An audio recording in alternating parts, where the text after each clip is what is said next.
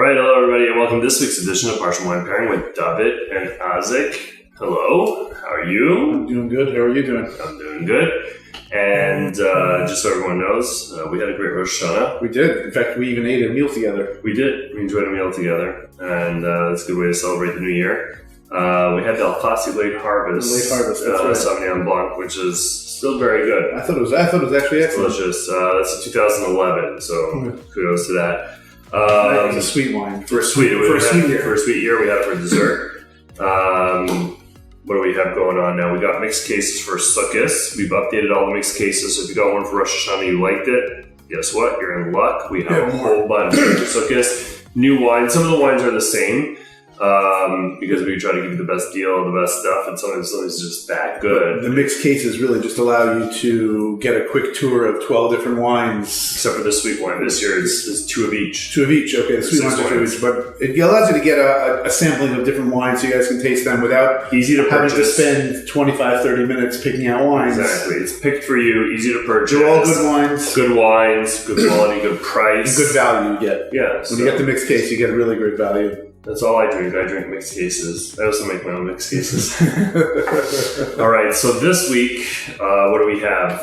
Parsha's Vayelech. We're almost done, by the way. Down the stretch we come. That's it. There's only two left. There's two left after this, and one of them you don't even read on Shabbos. No, this is a bracha. You don't read on Shabbos. Vayelech. There's also bracha. Hazino. Oh, Hazino. Hazino is next week. And then there's also bracha, which is on Sarah. That's right. But we'll still do one for that. Yeah. Because it's a Parsha. Exactly. But without jumping too far ahead, without jumping to the end, don't kill the plot. This week, Parsha's Vayelech. Yeah, what is this week's Parsha talking about? We're at the end. This is really like Moshe's giving over his last the last hurrah to Bnei Yisrael. Talking about Hakel, the Jews getting together. God at some point says, I know you guys are going to betray me, and I'm going to withdraw and hide my face. Right. Astir. And then he says, so now go ahead and write yourself this song. Referring to the Torah referring specifically next week's Parsha, Hazino. So that's why we have the Shirah. The song. And by the way, if you're thinking song, we also got Shirah, and we got the soprano, the conductor, and the trio. And the Chardonnay, and the triad, and the duet in white. We got a whole bunch of things about songs in the Shirah and the Shirans. And we featured a lot of the Shiran wines here, and they're very special to us. We love Eli, the winemaker at Shiran. We just decided to also do Shirah, so people wouldn't say, "Hey, you only drink your favorite wines." Right. Well, Shirah is also is also a really great wine. Good wine, absolutely. But Shirah, we got a special place in our heart for that one. But still, Shirah, for the song that we'll be writing for next week. So we're looking forward to next week already. But here we have the non-vintage whites. It's non-vintage because it's made of 2016 and 2017 grapes. And it's whites because it's made with Viognier and Chardonnay. So when we say non-vintage whites, does that mean that the juice from the two the juice from 2016 was obviously fermenting? Right. So they're made of different 2017. So what ends up happening sometimes is that you can make wines from different vintages. So the wine will be made, fermented, set aside in stainless steel or barrels or wherever, depending on white, red, or whatever it is. And then later on, you can say, hey, there was something really special about this batch of wine. I wanted to try it with this other wine, mix it together, come up with a blend. So they came up with a blend. So it's really just a blend at this point. It's a blend of Chardonnay and Viognier. Okay. And one of them was from 2016 vintage, and probably the Chardonnay, but I don't know if it specifies. It just says 2016 and 2017 harvests. Maybe they're doing both of them. That's another option. It could be they took 2 vintages of Chardonnay, 2 vintages of really or 2 of one of the other, or it could be 3. They don't specify here. But do know that it's not a vintage because it's using 2 different vintages, even though it states which vintages those are. And it is still a blend with Viognier and Chardonnay. Look at the color on that, nice golden. It's looking good. I really like Viognier in general. Viognier gives you that aromatics I can smell it from here, by the way. Yeah. I smell the... And Chardonnay is interesting because depending on where you're planting the Chardonnay, it can have different. Okay, it can go all the way. It can go like citrus, stone fruit, tropical fruit. Depending on how hot the climate is. So in California, pretty warm. You will expect stone fruit to tropical fruit coming from your Chardonnay. If it was aged in oak, you may get some more of that butter stuff. So it'll be really cool to see how these interplay. It does even look like a more, not such a light body, medium. Well, we'll have to taste it, but I'm saying it even looks like it's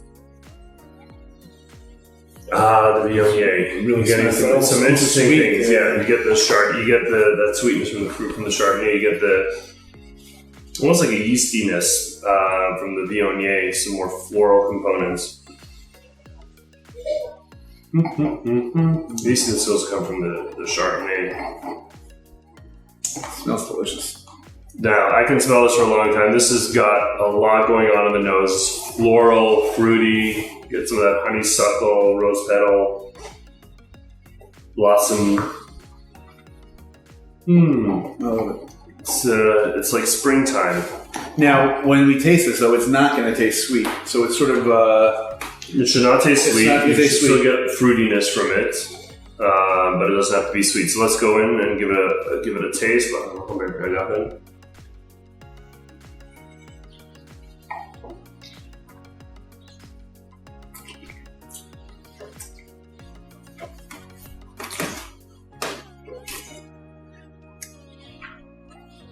Get citrus and floral on the palate up front.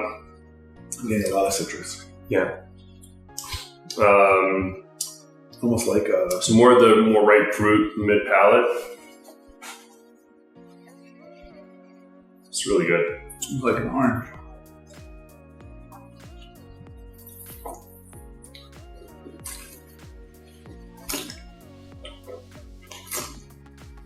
You get a little of that smoothness from the Chardonnay, I think, is getting apricot. Yeah, so I would say I'm not quite getting tropical fruit on this. I'm getting citrus and stone fruit. Medium body, at least. This is...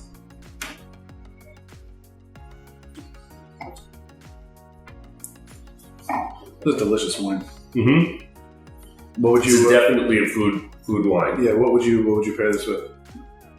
I would definitely pair this with any, like, salads may be even a bit too light unless it was like... I feel like you need a little bit more oomph of a salad, but I would definitely eat this with like poke bowl. Poke bowl. Mm-hmm. Yeah. I would eat this. We had poke bowls for lunch. We did. That's right. It's part of the menu. It's on my mind right now. And I would definitely eat this with... I was even thinking up to veal. I don't really eat veal, but I think a lighter meat. A lighter meat. A Right? meat. I think I would pair this with a meat as well. Like not a red meat, but certainly a chicken dish or even beyond chicken. Even a light veal. Go up to veal. So, and it also depends how you prepare that food. So, but it will stand up to food. It is. It's got like a lot of flavor, a lot of oomph. Really cool wine. I don't think I've ever had this wine. I have not either. Can I try it? Yeah, come in and try it. We're trying the Shirah non-vintage whites. Amazing. I heard you guys saying some great, buzzwords. So I said I got to get in over here.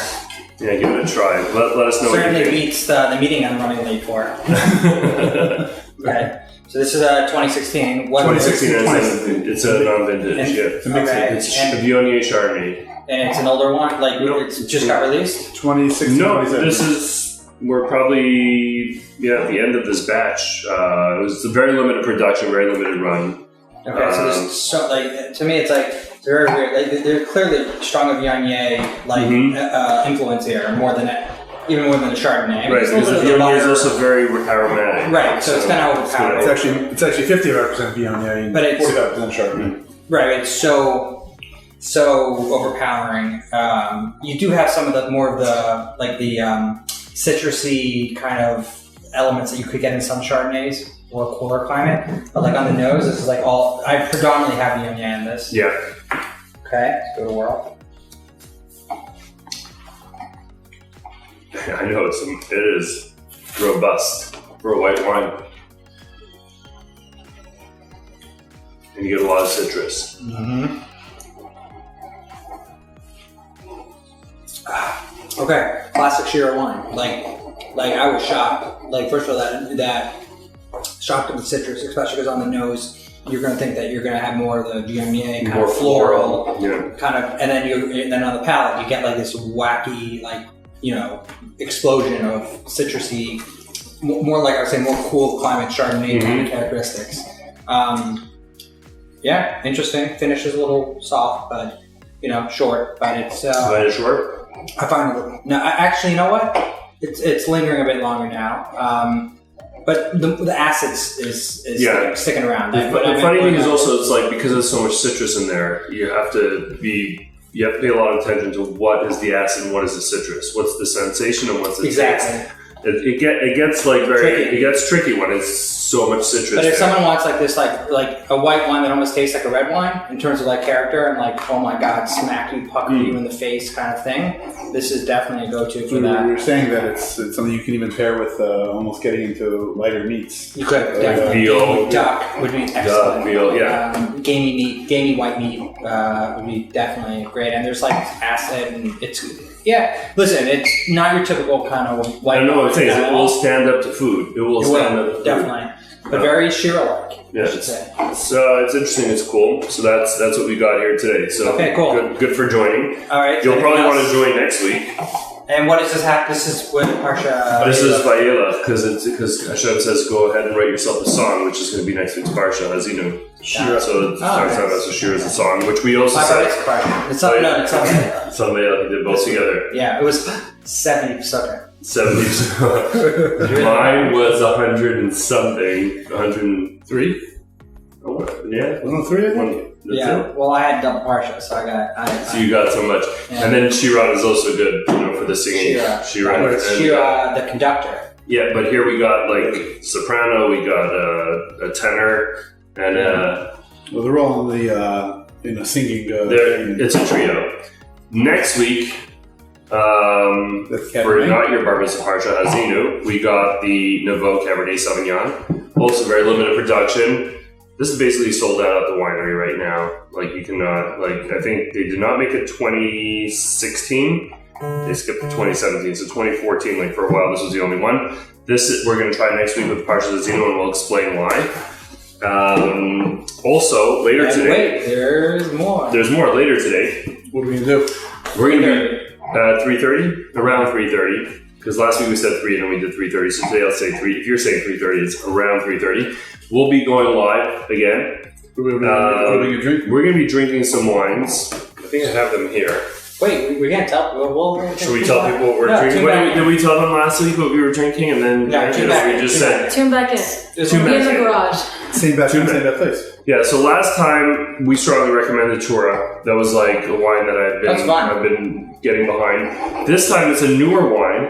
I like what they've been doing. They've revamped, they've repackaged, they've rebranded, they've come up with a new kind of style. I think it's interesting. I want to talk about them later, so tune in to see which wines we'll be drinking.